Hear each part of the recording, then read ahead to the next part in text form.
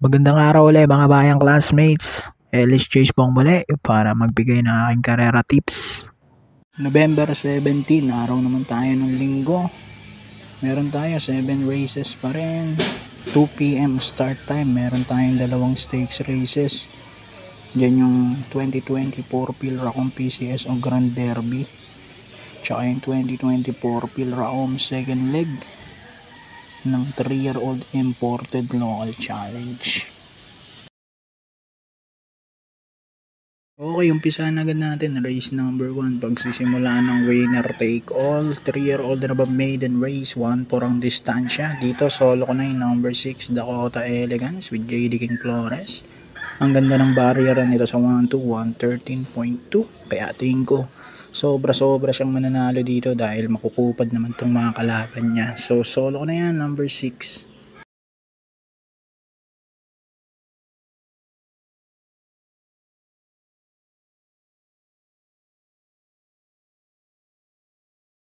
Race number 2, pag-uumpisa ng Peak 6. Ito na nga yung second leg ng 3-year-old imported and local challenge.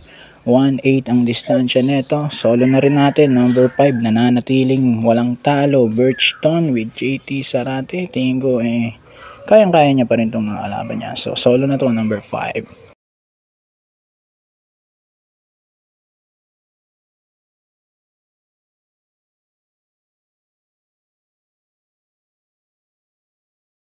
Race number 3 naman tayo. Ito yung pag-uumpisa ng ating Peak 5. Ito na yung 2024 Pilracom PCSO Grand Derby. 1-8 din ang distansya nito.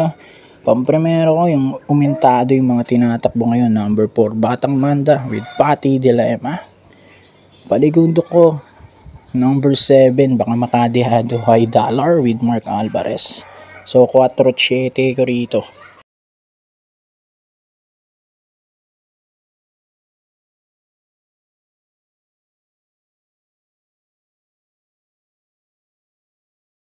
Race number 4, start naman ng Peak 4, class 5, 6 to 10, split 1-4 na ang distansya natin mula rito sa race 4 hanggang race 7. Pampremera ko number 2, French Leather with Pamboy Ponce. Panigundo ko yung number 6 na si Bini with JC De La Cruz. 2-6 para sa race number 4.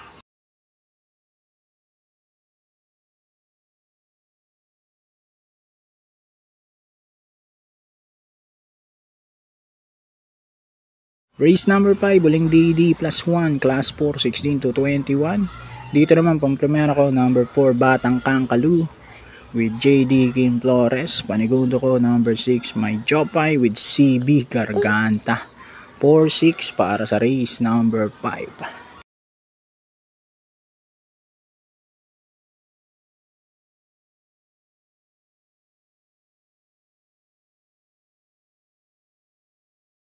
Race number 6, penultimate race tayo, class 4, 22 to 27. Dito pampremero ko numero 4. Work Bell, balik J. Hernandez na dahil siya talagang may gamay nito, no? Siguro naging warm up niya lang yung takbo niya last run galing sa mahabang bakasyon. Ngayon bumaba pa siya ng grupo.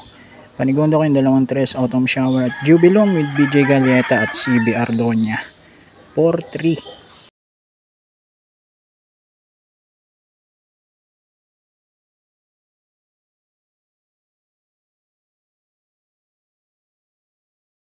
Okay, last race na tayo. Race number 7, class 5, 11 to 15 split. Dito naman, pampremera ko numero 2, Rocking Bell with JL Shego Jr. Panigundo ko yung numero 5, Kaboom with Pubs M. Cabalejo. So, 2-5 ako rito. Race number 7. Good luck po. Happy racing and God bless. Mabuhay po kayong lahat.